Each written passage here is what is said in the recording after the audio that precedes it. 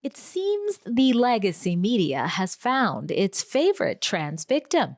It's 6'2" biologically male Hariette Mackenzie, who's been coined a record breaker in women and girls basketball. But has media coverage of the unsporting foul against Woe Is Me Mackenzie and the backlash against the Christian college team and coach associated with it informed the public with enough information for them to decide who the victim in this ongoing basketball feud really is? I'm Drea Humphrey with Rebel News, bringing you the other side to this story. Remember this? Queer, trans, and non-binary people belong in sport. And there's zero space in this league for hate, violence, and bigotry. It's part of the since gone viral Instagram video I shared with you in a previous report, where the Vancouver Island University's so-called women's basketball team star player Hariette Mackenzie claims to have been verbally targeted by Columbia Bible College head coach Taylor Claggett. After the game, I went home with my family, but the opposing team's head coach, Taylor Claggett, cornered one of our athletic staff and went on a tirade about how I shouldn't be allowed to play. And physically targeted during the following foul from a female CBC opponent. In the unsporting foul, you can see here, I get two-hand chucked to the ground by number 13 without a play on the ball in sight. As I covered previously, Coach Claggett released a statement vehemently denying Mackenzie's claims, who admittedly wasn't even present during the alleged hateful tirade, and stated Mackenzie's video statement was biasly edited and scripted to show an inaccurate side of the story, and that she was simply expressing concerns of safety for the female that she coaches. But that didn't stop Mackenzie and the rest of VIU's Mariners team from using the two games they had last year against the Columbia Bible College Bearcats as an excuse to abruptly boycott two season games this year that were scheduled to take place at CBC this past weekend. Instead, the team put out this statement, which cites safety concerns for the team and a need for safety and inclusion to be prioritized, I guess, for them, and accusing Bearcats coach Taylor Claggett of breaking the coach's code. I reported earlier this week about how after months of staying silent to be respectful of the rules and the team's governing body, the Pacific Western Athletics Association, PACWES, which falls under the Canadian College Athletic Association, Bearcats players finally broke their silence in the form of a letter signed by the athletes rejecting VIU's claims against Claggett, whom they speak highly of, and pointing out an apparent double standard, where VIU seems to be getting away with going on social media in an activist-type fashion about the dispute, despite the rules on how such should be handled. Speaking of double standards, in their very public statement about why they simply had to boycott the big bad Bearcats, the Mariners also admitted they had formally requested that PACWES show them leniency for leaving CBC high and dry during those games by giving them no penalties for forfeiture. A request that Jay Park, a father of one of CBC's players, says is both unfair and manipulative. It's very childish.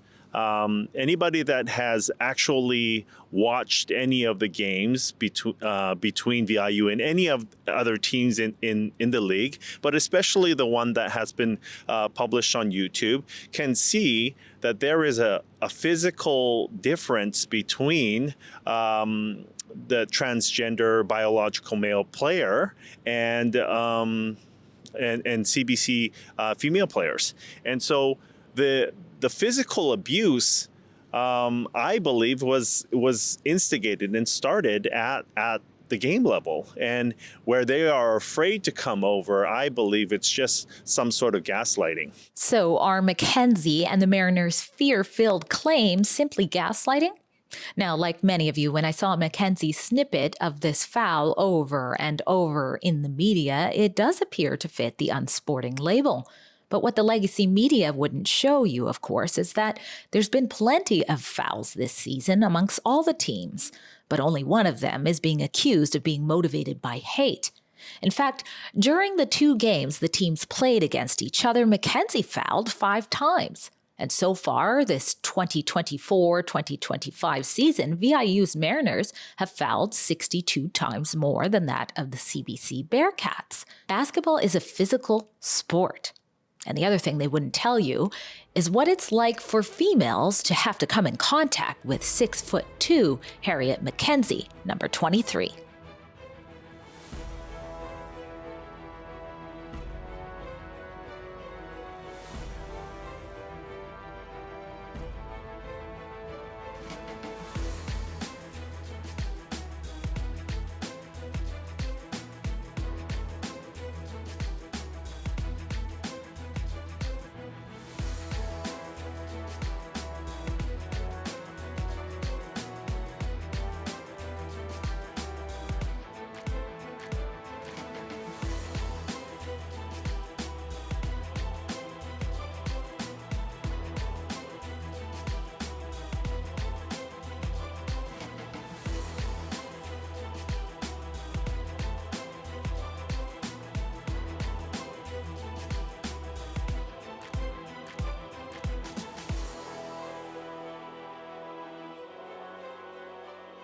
But not to worry, because all is fair in love and basketball. Because you may recall that Mackenzie made the following claim for why it's actually Mackenzie, with all of the many best player and stat achievements, who is at a significant disadvantage to the females that bounce off of Mackenzie during the plays because, well, take a listen. They don't care that I began my transition in kindergarten, never having undergone a male puberty. They don't care that my testosterone levels are 1/10 that of a cis woman due to the absence of reproductive organs, placing me at a significant competitive disadvantage. They don't care. Instead, they are fueled by their shared bigotry and ignorance. That's right, you're a bigot if you disagree with Mackenzie's slanted view on biology, which blatantly ignores that males have a significant advantage in basketball over women, such as ones related to bone structure, muscle composition, lung and heart capacity, and even hand size, regardless of when their parents allowed them to begin transitioning. Which brings me to another piece of seemingly misinformation Mackenzie uttered in that video. Mackenzie stated that shocking claim that Mackenzie had began transitioning at the young age of 5, which led many to believe that included hormone treatment. Yet in the Shadowline blog, Hariette Mackenzie, then formerly Harriet Cunningham, who used to be Declan Cunningham, says that really Hariette didn't actually tell their parents that they feel like they were a girl until age 8, and then this other article shows that their parents struggled a little while with that and that Hariette started presenting as a girl in grade 2. So that would be around 8. I reached out to Hariette to ask for what the discrepancy seems to be in the years, and I didn't hear back. But that wasn't the only question I posed to Hariette that seemingly remains to be unchecked by the mainstream media. That viral video, Hariette also claimed this. In the past, I've dealt with these situations by keeping my head down and hoping they blow over. Saying nothing, not wanting to draw attention to myself. But guess what? I'm done. Done letting ignorant transphobes like Taylor and her crew spew hate against me and my community. Done staying silent while harmful narratives make today's queer youth feel as though they don't belong in sport. On the contrary, some may say Hariette, born to a nurse and a public school teacher, has been seasoned for such. An LGBTQ child prodigy still making rainbow allies who think disagreeing over biological facts makes you transphobic proud. A series of articles online show just how rooted in trans activism and taking awards from female athletes Hariette is. I mean, just take a look at all of those ribbons behind 12-year-old Hariette there. Most, if not all, are intended for girls' sports and competitions. And that smile is also because at the young age of 12, Hariette, with the help of grandma and sex activist lawyer Barbara Finley, had already had 2 years of such activism under the belt in the form of bringing a petition, or I should say petitioning local representatives to overturn legislation that required trans people to undergo reassignment surgery before changing their gender on their birth certificate. Hariette then became the youngest of 30 British Columbians to get the new certificate. But that wasn't enough, of course. Hariette went on to continue activism, pressing the Human Rights Tribunal to strike gender from the certificate altogether. Here you see Hariette joined forces with the NDP and went to Victoria to further the activism. But before you really make your decision as to whether or not Hariette Mackenzie is the victim the media is portraying, consider how well VIU is doing with their star trans athlete. Every team in the Pac West, male or female team, knows that there's a very limited number of spots. Every year it's only 1 or 2 spots depending on how you placed the previous year. And this year I was told that there is only 1 team going to be qualified from BC to go to nationals, and VIU is leading the league at the moment. And so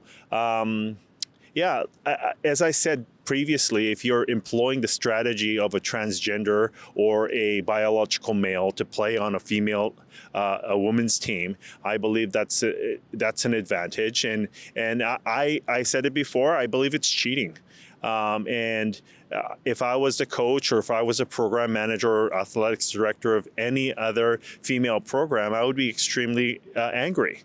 I wouldn't, because it's not fair competition. That's right.